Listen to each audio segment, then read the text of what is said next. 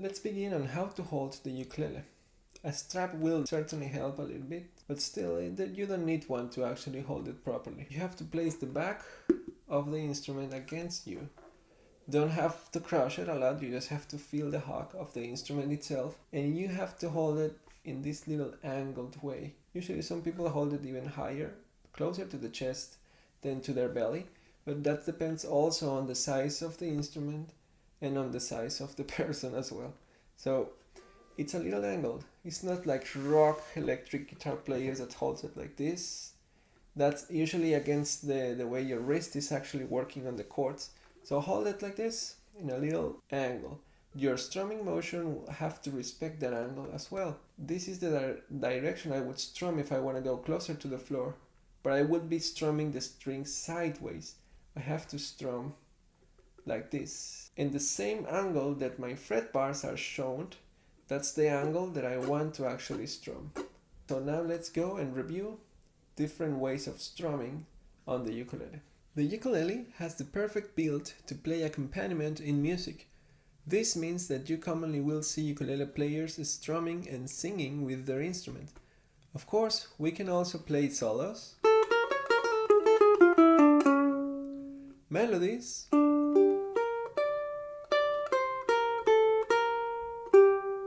or even percussion on our ukuleles. But a great starting point is that one. Strum and sing.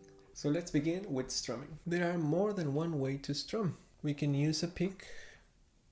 We can use the thumb, the index, the middle finger, the full hand, etc. I will quickly show you how to practice each one of these options so that you can find one that suits you better. While practicing a music instrument, remember that you are teaching your body how to interact with it. On the strumming practice, you are teaching your strumming hand, in my case the right hand, the depth of the strings. You'll have to trust your hand and play lots of repetitions and strumming patterns and rhythms, exercises, songs, etc. to get a natural feeling out of this. It will take a little while, but before you realize it, you'll be strumming naturally. So the one that I will start, and is the one that I will recommend you, is using just your index, like this. Notice that my motion requires me to have a loose arm, so doing things like resting some other part of my hand for strumming is going to block me to get this loose and relaxed feeling that I need in my arm to play this naturally and comfortably.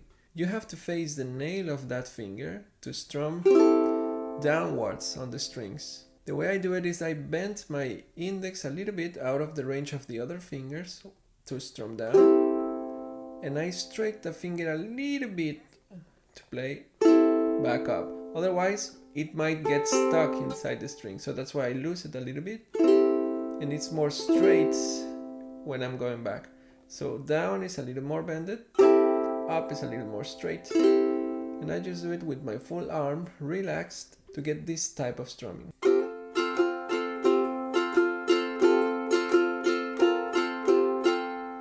So I'm doing everything just with my index. Everything I just said applies also if you want to try to do the same thing with the middle finger.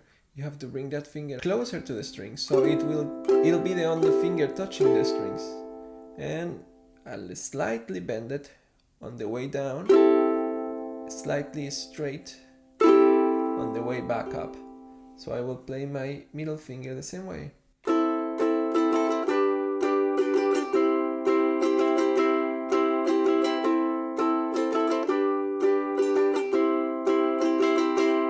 For both of these fingers, try to balance a touching position on the string between the nail and the flesh. Not too much of this, not too much of that, it needs to be balanced. If you play with the soft part of your finger, it will hurt a little bit and the volume won't be as loud. If you do too much of a nail, it might be a little rough. So you need to find a balanced position where you can play in between the nail and in between the fleshy part of your finger. Next one to show will be the thumb. This finger works fantastically well to play melodies or solos on the ukulele, or even complex fingerstyle arrangements. I think it's really elegant to use, since with a lot of practice with this finger, you can control how much of the nail, how much of the flesh, or how heavy or how gentle you want the sound to be. And most of the videos I have uploaded, I'm playing just using my thumb. Of course, this is something I do for a particular style, which is fingerstyle arrangements. For strumming purposes, I rarely ever use my thumb. I rather to go for my index because I think it sounds more sweet. But if you want to try the thumb, I will go with my finger straight, closer to the strings, using the nail in both directions. I think it's kind of heavy. I don't feel it natural for strumming, although I do recommend the practice of this finger individually, string by string, because for scales,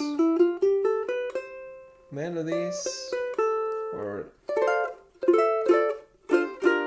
it's fantastic to do some other things. For strumming, I don't recommend it as much, but you give it a try, you feel how the thumb actually feels to do this motion. Okay, now let me show you a little mixture between my index and my thumb. That is something that I actually do quite frequently. I use my index on the way down, you remember, a little bit bended, facing the nail to go down, and I face the nail of my thumb to go up. So I get something like this.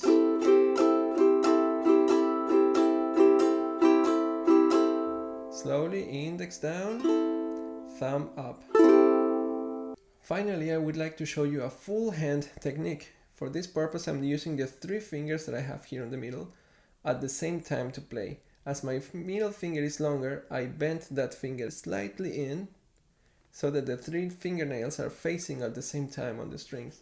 I use this to play more like bluesy or rock and roll music.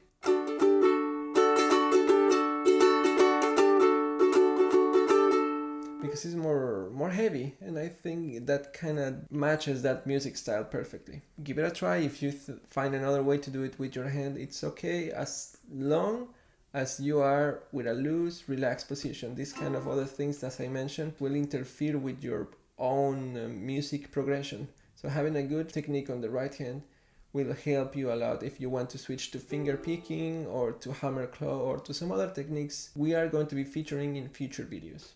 Just strumming the open strings makes a really good practice for your strumming hand, but we need to use the other one as well. We need to get started in the world of chords. Ukulele chords, of course. A chord is a series of 3 or more notes played at the same time, and on this regard, depending on the notes that you are combining all together, you can have hundreds of different combinations, types, positions, etc. Majors, minors, sevenths, minor sevenths, and etc.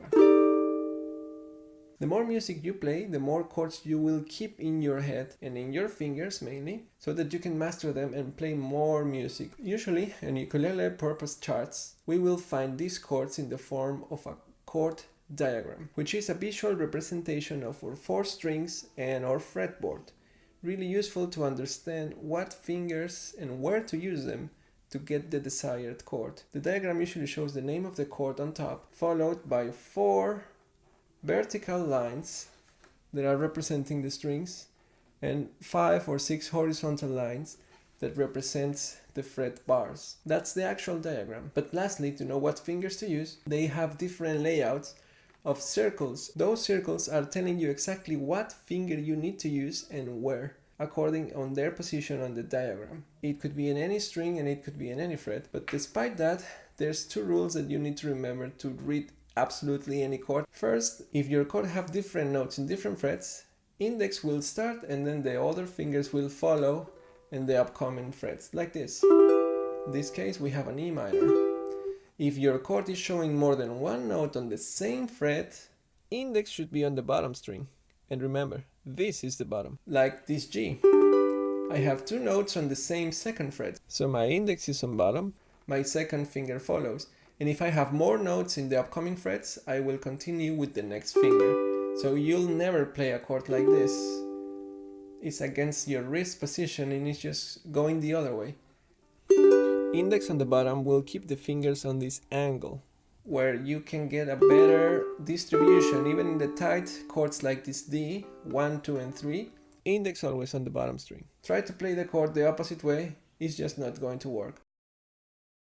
To play the chords, you need to use the left hand, pressing the strings against the fretboard like this. The part of your finger that you need to use to do so is the tip of your fingers. Thumb doesn't play, so it's out of the formula. It usually is back here on the neck. And the other fingers, we name them by numbers 1, 2, 3, and 4.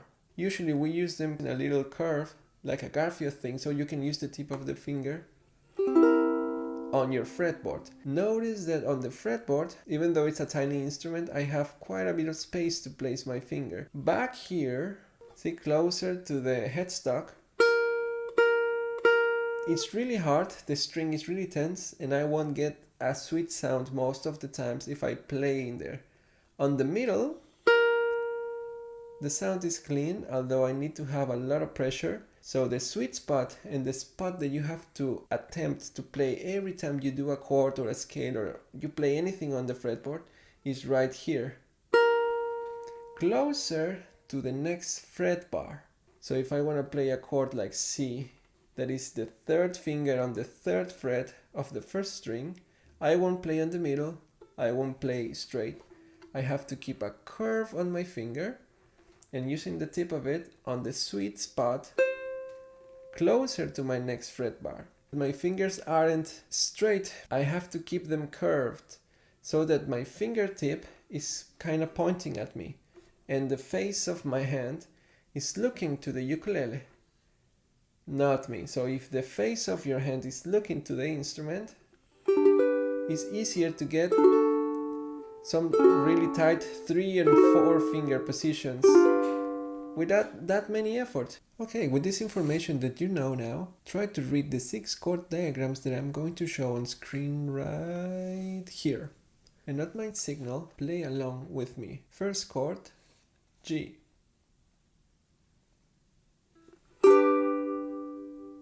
Second chord, C.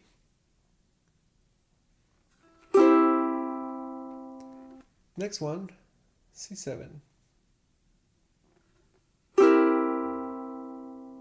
Next one, F. Next one, A minor.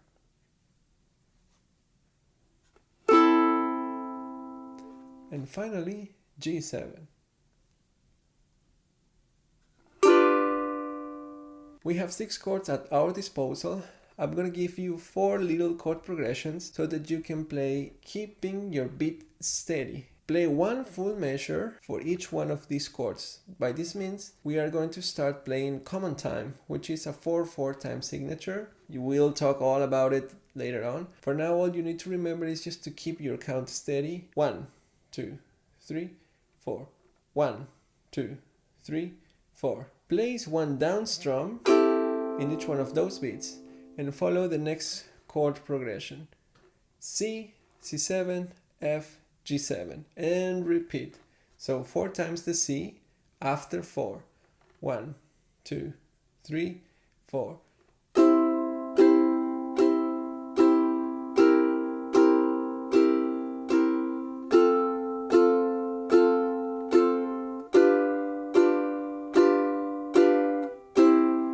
And repeat. Play this as fast or as slow as you feel comfortable. But notice that I'm doing something more than just playing the chords. That is called chord optimization. Every time I'm playing one chord, even if it's a very easy C, all my other fingers that are not playing are always above the strings, ready in case I need them. When I was playing the C, my index were already back in here, prepared ahead of time to change to C7, and I barely moved my hand. It was optimal. If I were like this, I will have to do some extra motions that I don't really need to. So I just prepare my finger ahead of time and it was ready for the change. Same thing on the F. My index is already playing here, so my other fingers were above the strings. This one in particular was already on the 2nd fret above the 4th string. So I can change immediately to F. And from here to G7, this finger is going to stay in place because I actually don't need to move it for the chord. This finger needs to jump down, and this finger that is not playing is getting ready.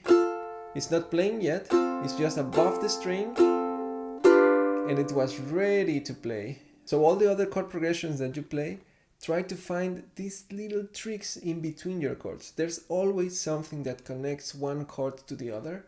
So if you take advantage of that in any given song, you will find your hands just moving quickly and naturally, almost effortless between your chords.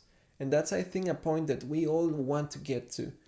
Now for the second pattern, we are going to play C to F to C to G. So C, F, back to C, G. So we're moving around the C. And we already played the C with the ring finger on the 3rd fret. Although on this situation, the interaction for the other chords makes the ring finger not as optimal as it was before. I would play the C with the pinky this time, so that I can have my other 2 fingers free to play the F immediately afterwards. Of course, I could do the same with the ring finger, but the tendons in here feel more tight and uncomfortable. It's more awkward to play like this. If I do it with the pinky, my hand feels more free. That's it. So even though C is mainly represented with the ring finger, sometimes the pinky, sometimes the index, sometimes the second will do better. How to know what finger to use to attack the C? That is going to depend on the chords surrounding that C. So all these recommendations about what finger is better to play the chords, those are just recommendations. You have to look all your chord progression to choose what works better. And in this situation, I think that pinky will do a great job. So you'll see, pinky, my other fingers are free to play F, pinky is ready again, and I'm getting ready for G, and pinky is ready back to C. The idea is that you're moving the less as possible in this hand, so you're getting a more smooth transition between chords. So we are going to start with these 6 chords. I'm going to review the 6 of them next time, so you better have them by memory. And I'm going to work especially on the right hand, so I'm going to teach you some really cool rhythm patterns that you can try to spice up your chords, along with another 4 new chords, so you will have 10 chords in your repertoire. Depending on the song you're learning, you might need some different chords, but you know how to read diagrams, so that's good. Good enough to play already hundreds of songs. So have fun. I'll see you next week.